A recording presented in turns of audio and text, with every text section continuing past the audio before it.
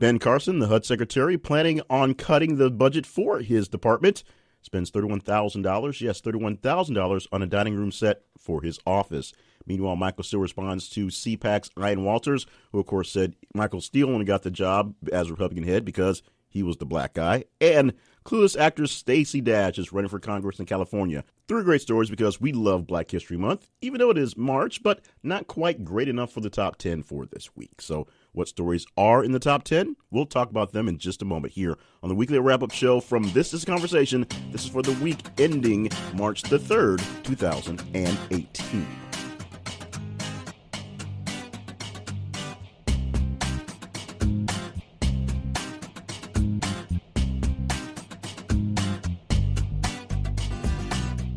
And welcome to the show. My name is Jay Cleveland Payne. I'm the man behind the works at thisistheconversation.com and what's going on for this podcast weekly wrap-up show we do every single week, where what the whole mission is, we have a website and a social media focus that reaches out to the world, lets you know what stories are going out there around the world, even when the breaking news is stuck on the same breaking news story for days at a time.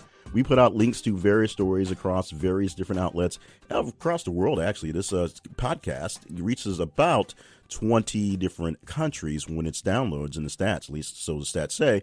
And we see what you think are the more important stories of the week based on what you react to. Now, you simply react, you like, you love, you share, you hate, you respond, you reply to the stories via Twitter under the hashtag, or under the name, I should say, at @TH_conversation. And of course, on Facebook, look for This Is a Conversation. Make sure we are set in your settings so that we're popping up in your feed.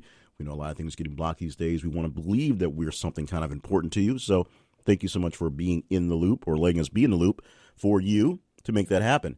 Now, let's get on to the main show. Oh, by the way, we do not have a brackets section. We'll have to do a little talking about the possible death of the brackets. I have to do a part mea culpa and a part soul-searching rant in a bit for the middle segment. So it'll be a little bit of a different episode, but we will have everything in place, and we're doing some thoughts and maybe a bit of praying over how exactly we're going to go forward with that segment or the whole podcast. However, the meat and potatoes is the top 10, followed by the almost relevant story, and rounding out the stories, plus as many extras as we can within the time frame. We'll see how that goes. But first, let's get to the meat, as I said, before we get to the dessert, and that is the top 10 stories for this week. We start off with the 10 story this week, and that story is this headline: Record crowd rushes to Florida gun show. Now, we know that we're believing that somebody's going to take our guns. We had a school shooting 2 weeks ago, and what's really odd about this is the kids who were involved in the shooting, they're the ones being shot at, were able to organize, albeit with some help, to make this into a national movement, a national statement. It's not going away, enough so that the president has flip-flopped at least twice on his position on what to do about these things, including the fact that now he's basically saying he's going to just outlaw things outright, even though he's talking to the people at the NRA and saying something that's totally different, apparently. But what does any of that have to do with this week's story? Well, we had a headline that was published about thousands of people going to a Florida gun show at the Florida State Fairgrounds, essentially doing what we do when something happens in a panic, people trying to buy up as many guns as possible before they start outlawing, or the threat of outlawing, the sale of guns. This is a panic that the people who make guns and the people who deal guns usually do their best to take advantage of, even if it's mostly false. Now, yes, there will probably be some sort of gun reform coming up in the near future, but the fact that they're going to not stop letting regular citizens buy guns is probably not the case. We'll see exactly how things play out over the weeks and whether the president flip-flops again, to be honest.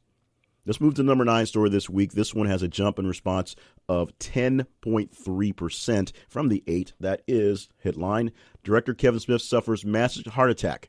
Now, this happened, we posted it on Monday, so it happened on Sunday night into Monday, where Kevin Smith, while doing an appearance, had a 2-show appearance, decided to cancel the later show to go stop by to the doctor to find out that he had 100% blockage in an artery and was essentially dying.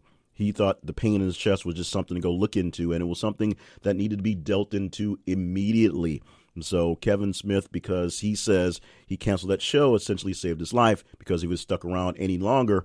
he probably would have just sort of died in the passageway at the stage and not have been able to get to the hospital, as he was in dire straits, even unbeknownst to him how bad he was off when that one. So we have thoughts and prayers going out to Kevin Smith, even though there were some issues with thoughts and prayers in that whole story. But that is the story for the 9 spot this week. Kevin Smith having his heart attack and having it, luckily, in a chance where he decided to go get himself checked out and not just wait it out. So if you're feeling those chest pains, don't wait it out. Have someone check into it. On to the next story. That one will be the number 8 this week. It gets a bumper response of 12.15% from the 9. The headline, at least 4 killed, 4 injured in Leicestershire explosion. And I apologize for butchering that name, but we're just going to go read it straight from the headlines we have, or the story we have off ABC News. At least 4 people have been killed and another 4 injured in an explosion and fire in central England on Sunday. Emergency officials were still on the scene in Leicestershire, about 2 hours north of London, on Monday morning, searching a collapsed structure and investigating the cause of the explosion. At least one of the 4 hospitalized had serious injuries, according to authorities, who warned that there could be others who have not been accounted for. The structure, with retail shops on the ground floor and apartment above, was completely destroyed. Now, Leicestershire Police Department called it a major incident, and they ordered the public to avoid that area. We don't have an update to this story, at least not from ABC News in this link, but this is a big story that we had coming down in the middle of the week. In fact, it came down, we posted it on Monday morning as they were dealing with the aftermath there. A number 7 story this week, President Trump pays his respects to the late Reverend Billy Graham at the U.S. Capitol, where he lies in honor. This one only gets a slight bump in response of 0.83% from the 8, but this is a very big and very serious story for the week. We know about the passing of Reverend Billy Graham happening last Friday, actually, and of course, all the preparation it takes to get to his burial, which happened a few days after this happened. He got a chance to lie in state in the U.S. Capitol, something that very few people who are not presidents have the right to, so very few people have done that, and something that is very timeless honor for the people who spent plenty of time in line to pay their respects to the Reverend Billy Graham on that day, including President Trump, who gave some nice words to the passing of the Reverend during the quick ceremony inside of the building. Of course, we posted this as it happened on Wednesday. His burial was on Thursday, I believe, a private ceremony that was just his family at his library. Moving on to the 6th story this week, ex-NFL player Jonathan Martin's disturbing post might have led to a school closing. We posted this last Friday. This posted right after we locked down the listing for this week, so it didn't get a chance to get any votes for it last week. This one, it's a bump in response from the 7 of 11.57%. Now, here are some of the weird details to this story. The ex-NFL player, Jonathan Martin, was detained at a Los Angeles area hospital where he went to seek treatment Friday after his threatening Instagram post led to his former high school closing for the day. A person familiar with the situation told USA Today Sports, which is where we're getting this story from. Martin was trying to check himself into a hospital, according to the person who was not authorized to speak publicly, but they did it anyway. Here's the quote. The individual believed to be responsible for the social media post is being detained. However, he is not in police custody. The investigation is continuing, but rest assured, we believe there is no threat to any school in the LA area. Now, here's what happened. Harvard Westlake is a private high school in Los Angeles suburb, was shut down because of a threat that was posted on social media, something weird posted by Jonathan Martin. This caused some thought that maybe there was going to be some sort of shooting at the school, some sort of violence at the school. Of course, we're just basically 3 weeks away from a shooting at a school and another almost shooting in a couple places as well. We will see if there will be help for Martin and how the school will move on. This is going to just continue to spark the whole gun debate and, of course, the mental health debate, which is still getting a backseat to all the debates that are going on at the moment. We hope that it gets some front seat version pretty soon. Move to another school, another shooting, although this one gets a little weird. Teacher in custody after shots fired, reports at Dalton High School. No students in danger. This is the 5 story this week. Wednesday was the day we posted it. 2.22% jump in response to that one. Now, here's the basics of it. A teacher at Dalton, Georgia, at Dalton High School fired off a gun inside of a classroom.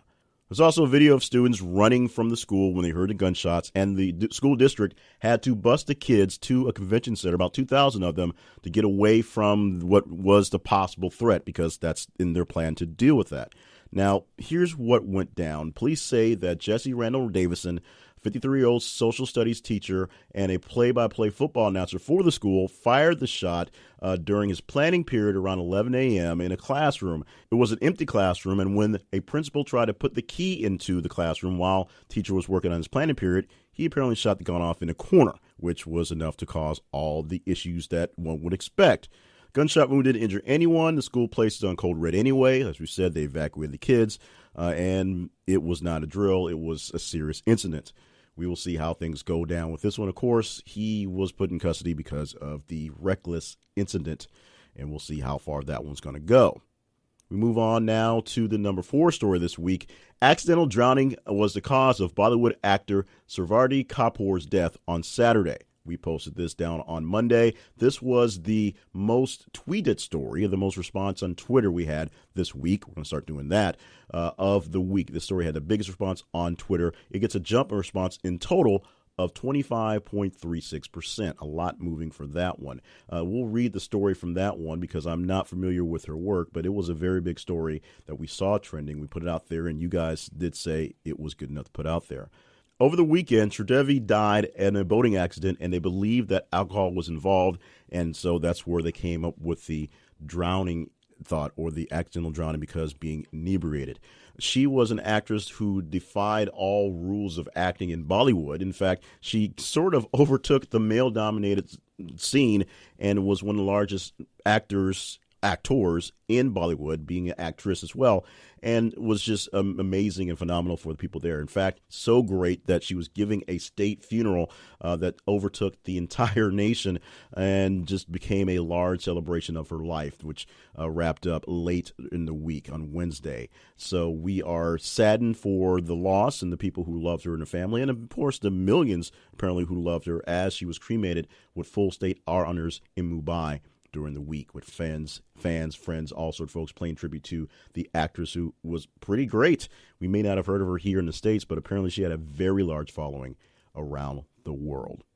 The number 3 story is a holdover from last week. It popped into our hearts and minds and thoughts and our top 10 list last week, and it is about the Arm Me With movement. And one more time going through that one, of course, it's a story about teachers with a hashtag saying arm me with and allowing things they want to be armed with, which includes more funds, more help, good students, a better school, better pay, things they rather have be armed with than guns in the classroom. As a 3 story this week, we posted it, of course, right before the deadline last Friday. It is a response jump, because it was still growing then, from the 4 of 127%. So that much higher coming through.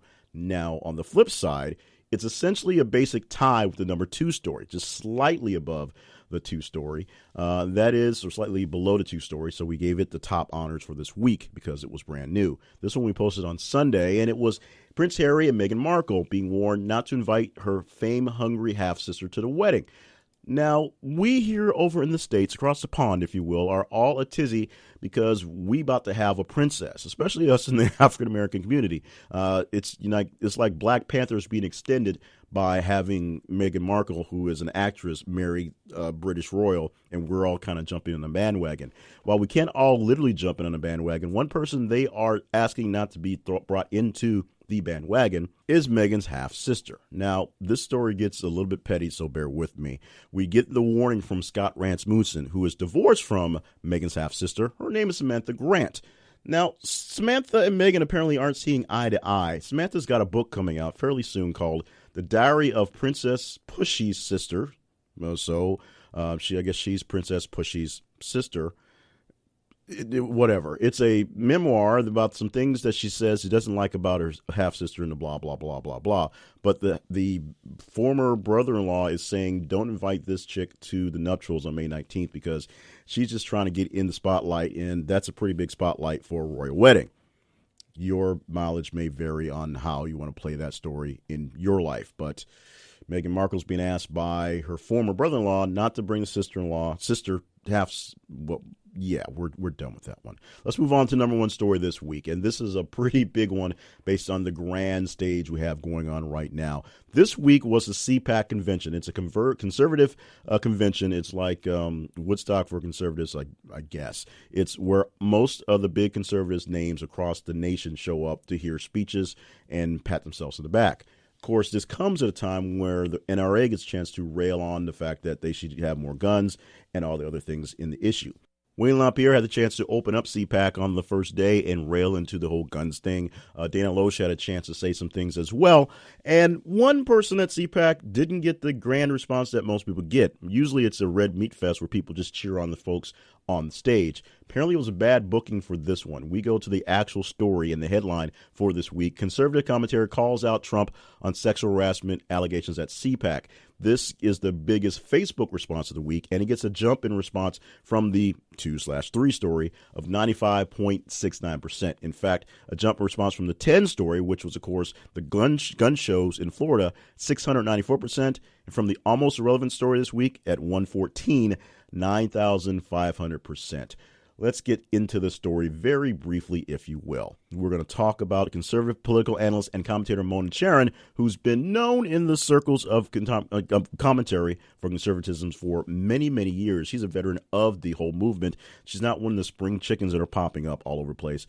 But she railed in on President Trump over sexual harassment allegations, the ones against him and the one against the people that are working for him. Here's a quote.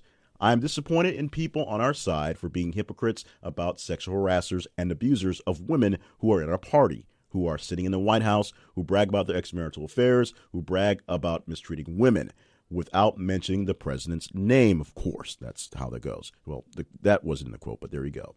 Moral of the quote is, "And because he happens to be an R after his name, we look the other way. We don't complain." Also, not mentioning the guy's name, but hinting at who we may be talking about. Of course, because this is CPAC and it's all about conservatisms, people booed because conservatives love the president, even if the president may or may not be all that conservative in the way he's working. So you can take that, your mileage may vary on that one as well. Now, Mona Charen got earful in her speech, being one of the few conservatives who were touting down what the president was doing, despite the president, like I said earlier, not quite being the conservative he promised he would be, or just being conservative at all. That, of course, as we said, the biggest response on Facebook this week, the biggest response all week as the number one story, and just a pretty big story because of you guys. Now we have more great stories in the pack, but in order to make sure that you get the right stories in here, or I should say we get the right stories in here from you, you just need to follow us on social media. It's pretty much that simple. Follow us on Twitter at @th_conversation and on Facebook at This Is The Conversation. And when our stories pop up in your feed, like them, love them, share them, reply to them. Just interact with the stories. The more interactions per story, the higher they go up in the polls, and they may end up in the top 10 like this one. Or they may end up in the top 15, or they may show them out to be the almost irrelevant story. We'll see how that all plays out coming up in just a bit. So stay tuned as I do a brief explanation on what may or may not be becoming of the brackets segment, which I loved, and people said they loved it. The guests loved it, but there was a problem. We'll talk about it. Well, I'll have to pour some things out to you. You'll play my therapist in just a bit here for the Conversations weekly wrap-up show for the week ending March 3rd, 2018. What is the Podern Family?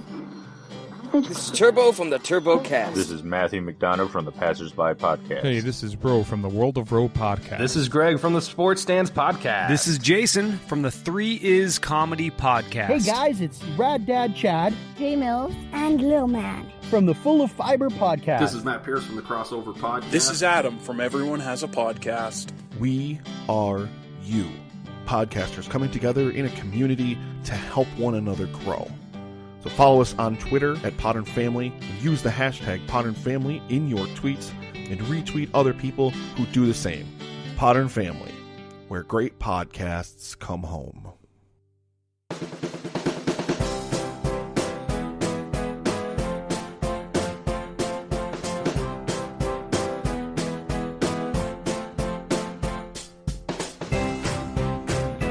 know I advertised 3 full segments, but we may just roll into the almost irrelevant and the rounding out to 15. In fact, it may be the way the show rolls from this point on after this quick mea culpa explanation sort of segment here. Not sure if I'm really honestly in the mood to do a promo for a sponsor this week because of just everything's going on. Although if you don't do a sponsor, you can't really get paid. So let's just say this. If you want to help out what's going on with us here at This Is a Conversation, go to thisisaconversation.com/sponsors. Thisisaconversation.com/sponsors, or just go to the main website, click on the sponsors button, or there's listings of everybody that's there. Click on a banner ad somewhere inside and just help us out keeping things on, keeping going. Now, for the main attraction here in the middle, almost last segment, the brackets interview, the brackets segment, the unfair brackets that we created about this time last year when we first now did it. Well, here's the honest truth. Things have gotten a little difficult and things have gotten a little great, but mostly a little difficult in the planning stages of things going on for this podcast. Now, I do too many podcasts, which is problem number one, but all the other podcasts I do, I can basically batch them up with every material. I can time them out to a better extent if I pay attention to the timing, but I can do them ahead of time and have them set. In fact, I can tell you I have about 6 weeks worth of the already running podcasts that are in the bag, so I can launch some new ones in the upcoming weeks and have them ready to go. And those, I have 3 weeks already set, ready to go, and one I'm going to do the pilot in a few days to play with that. To give myself 6 weeks to get those launched. This one is real time, if you will. It's recorded, not so much live, but recorded over the span of the Friday. So Friday morning, I sync the numbers, get all the data I need for the podcast, for the information, the 10 through this week 119, I believe. And then I start recording. I do the first top 10 segment. Then I wait to do the interview segment. And then with time allotted, we finish it up with the almost irrelevant, the rest of the top 15, and then whatever we have time left for. That's how I know how it works out. It's because I do the full part, produce it, cut it up, edit it, have it ready to go, do the promos that need to be done, do the interview and edit it out as need be. And then the time allotted takes about 6 minutes left of time mostly. So in about 15, 20 minutes, I have it synced up at that point in time. It's been harder and harder to make the time to make the scheduled for the interviews. Sometimes I can't get somebody within the window that I'd like to have them. That's between 10 and 2 p.m. Central Time, and that's been a difficult thing lately. Sometimes their schedules have been kind of off, and I don't have a way to have a backup person. Sometimes I'm just waiting till 6 o'clock or even later to get that person's interview and then have to edit it and get it done. And these are timely podcasts. These are timely stories. These are only good for, if you will, the weekend where they are done. Now, some of the interviews are great, and some of the perspective given in the interviews are awesome, so you can use those for an evergreen sort of set. But the timing of the stories in general are limited. There's a shelf life to the stories, to what's going on. Even though looking back, sometimes it's good to have, but I don't even have time to really work on looking back type stories. So we're not going to pour any 40s for the brackets just yet, but don't be so surprised if it doesn't seem to come back in a normal sense anytime soon. In fact, don't be so surprised if within the next 2 weeks we decide to trim this thing up into a tighter podcast, maybe something closer to the lines of a half-hour radio-ish built podcast. Although a half-hour show means it has to be 22 minutes as opposed to 46 minutes. So that's going to be kind of hard on the guy, the guy that's running it. But if we're just focusing on being a podcast, it's no big deal. Podcasts can kind of go as long as they need to.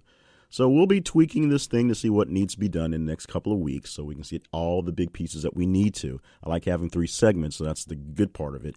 But we'll see what happens in the future.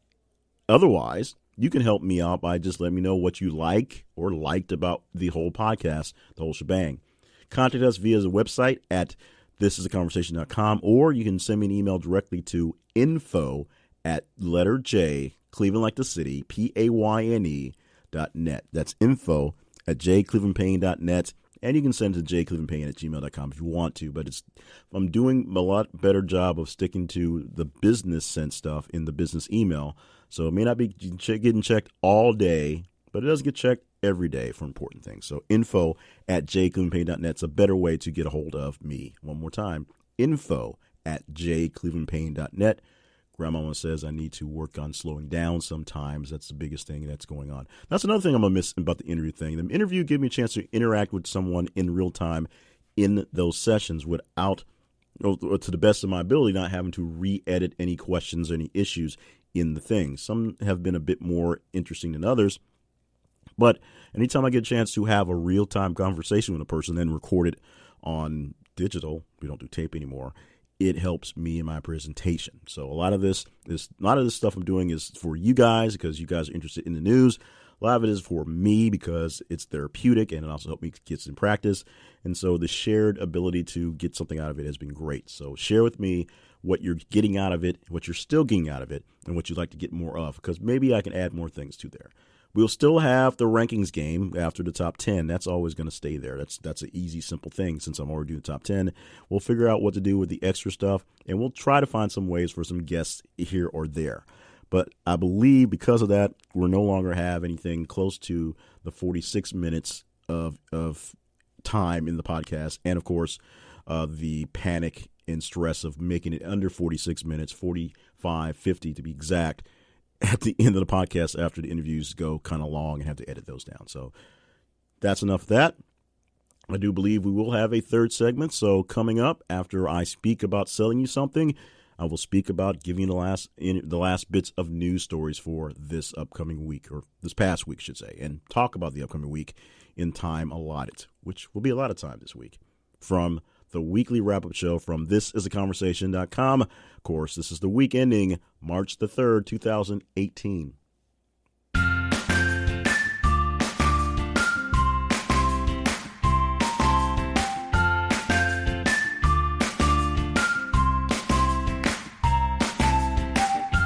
We're going with an old standby for this week and the podcast sponsor, and that will be Coffee for Less. Coffee for Less, one of the earlier sponsors we got in on the program, and so glad that they're with us because at the time I drank a lot of coffee and now I drink a lot of tea. And because of that, I like to get my coffee, my tea, my hot chocolate, my chai, and all my accoutrements to go along with it for as little as possible, but still get a great deal. Coffee for Less is even better than going to your downtown grocery store because they're going to offer to you with the same level of expertise and the same level of experience and the same level of quality that you would get from the store for a little bit less. And of course, a bit extra more in the way of convenience because they're going to ship it right to you. And if you have a problem, just make contact with them and they'll fix it as quickly as they possibly can.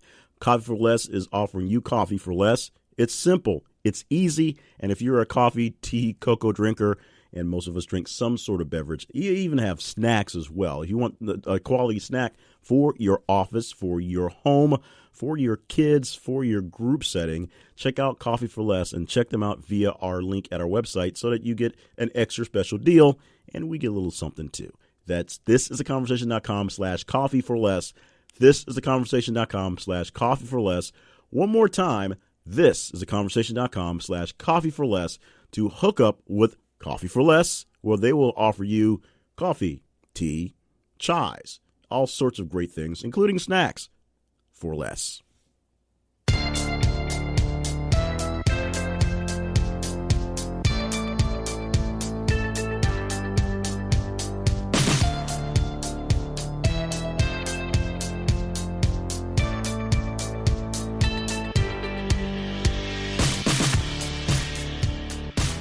So for future broadcasts, look for this whole shebang to be redone. But for right now, we're going to stick to the format we've had for the last couple of months, where I will go ahead and give you the housekeeping now and then wrap up with the stories.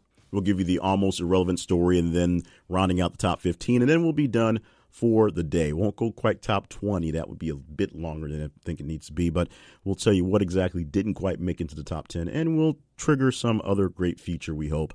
I say great, sort of speaking it into existence because I have no idea what the feature will be, but I surely hope it turns out great. In the meantime, as you have heard many, many times before, to get your votes in, if you want to call it a vote, get your response into how the things come down for the top 10 or Almost Irrelevant. You just simply follow us on social media, @TH_conversation for Twitter, and This is the Conversation for Facebook. Follow us, and when you see a post come through in your feed, like it, love it, hate it, share it, reply to it, interact with it as much as you like to show how much you like it, and those stories get more love and find their way into the tops of the countdowns every single week. If you have more information on if you want more information on anything you have going on, just simply go to the website, thisisaconversation.com, or send me an email directly, info@jclevelandpayne.net. So on with the wrap up, much earlier than expected, but it's a new day and we're going to roll with it. The almost irrelevant story of this week is story number 114. I misspoke earlier, 114 specific stories this week. And the headline that we use on this one is Pediatric Academy says to screen teens for depression. Now, it's kind of sad that this one was the almost irrelevant one, but I guess it's good that it's in because we get a chance to talk about it a bit more extensively. We'll go through the 11 through 15 quicker. But a new guidelines released this Monday by the American Academy of Pediatricians recommended that all young people over the age of 12 get screened for depression. This is essentially all teenagers should be screened for depression because many people, especially many adults, are not properly diagnosed for depression or other psychiatric diseases. This became a really big deal 3 weeks ago when we were dealing with the issue from the school shooting, but just in general, anyone dealing with depression or extended sadness, a lot of people are dealing with it and dealing with it without help and in silence, and that's no need to do that. So if you believe you know someone who's suffering depression in general, teens in specific, make sure they seek medical professional help is the first thing they should do. All teens need to be checked out because there's studies have shown that teenage brains, in fact, brains up to the age of around 22 or so, are not quite fully developed. So there's a whole lot of weird things going on that may or may not make sense to us and to them. So if you know someone, especially a teenager, who's having issues with feelings, have them seek some professional help to see if it's something that's going to be a long-standing problem or if they're just dealing with something in the moment. And as I always do when I get a chance to, I remind folks about the suicide prevention hotline. It is 1-800-273-8255, 1-800-273-8255. If you feel like you're a little too sad and can't figure out why things are not working away, that phone number is 24/7, 1-800-273-8255 for the National Suicide Prevention Hotline. Make sure you call that, and you'll thank me if you're feeling a little off on that. Now let's roll through the headlines for 11 through 15. Big stories, but not big enough to make it into the top 10 because of, who knows, math, I guess. Let's start off with a pretty big story in Russia, not the Russia development of any collusion, but Russia developing a new missile that has almost unlimited range and can pierce U.S. defenses. By the way, we don't know if those defenses actually work anyway, but this said per Russian President Vladimir Putin. He has an invincible missile that's bigger than ours and bigger than North Korea's, and I'm sure he has a much bigger button than both of us as well. And he says his missile's going to take out us if we need to. We'll see how that works, or I guess we won't see if his missile takes us out before anything happens. We go to the number 12 story this week. Ben Carson, the head of Housing and Urban Development, that's weird. The head of Housing and Urban Development is planning on cutting costs to make the department run smoother. Meanwhile, he spent 5 times the amount of budget to redo his office on just a dining room set for his office. $31,000 to be exact. More money than should have been spent, and more money that is allotted to be spent without any sort of oversight. He and his wife say they did nothing wrong but made their office pretty. Okay. Michael Steele got into the beef as he responded with CPAC founder or runner Ian Walter about the racial insult. The racial insult was that Michael Steele was not the guy to run the Republican Party years ago just because he was a black guy. Although secretly the joke was Michael Steele got the job running the Republican Party because the Democrats just voted a black guy as president, so here's our black guy. Michael Steele, who's a very accomplished person, probably had the talent to actually run things if it weren't run by a bunch of people who are constantly trying to blow themselves. I'm not even going to use that metaphor. Never mind. The St. Louis Cardinals, many of the players, Kevin Durant and Odell Beckham Jr. joined to make $38 million in the kitty for an esports capital raise. Now, these guys play real sports, but they're putting money into other ventures, esports, watching guys play video games. This is a big thing, even though it seems like it's not such a big thing. Watching people play Madden is a bigger deal than you think, as opposed to watch people play the real game on the field. Now, the actual money is not so much in the teams like a franchise. The actual money is in building your own league, making a league of people to join into and play for competitions because they have to be into the workings there. We'll see how this works out in anybody's money. This falls in line along the Bitcoin thing on whether it actually will pay off in the long term or not. Going to the 15th story, Clueless actress Stacey Dash. She may not be clueless in anything else, but she's maybe clueless in running for office. She's running for Congress. That was totally butchered. Stacey Dash, now that she's out of a job for Fox News after spending a few years doing commentary, which people were wondering how she got the job in that case, is going to run for Congress in California. We will see how that happens and how that works out. Thank you so much for being a part of the podcast. We're just going to wrap this thing up this week. It's been a very long week. Next week, we'll have more of a format, more of a purpose, more life to us. And we'll do this thing as we almost always do, or as we will always do going forward. We will figure it out with the change that is coming. In the meantime, make sure you subscribe to the podcast, share it with some friends, share it with some enemies, share it with a few random strangers. It's been a while since I said that one. And make sure you are giving us any ratings and reviews that you possibly can. We'll take all the input that we can to make this thing continue to go on, because we will continue doing the conversation. The podcast just will be a little bit different going forward. That's the plan. In the meantime, thank you so much for being with us one more time, and be with us again next weekend as we go through the stories of the week from top to bottom as you put them there because of your response via the conversations from thisistheconversation.com.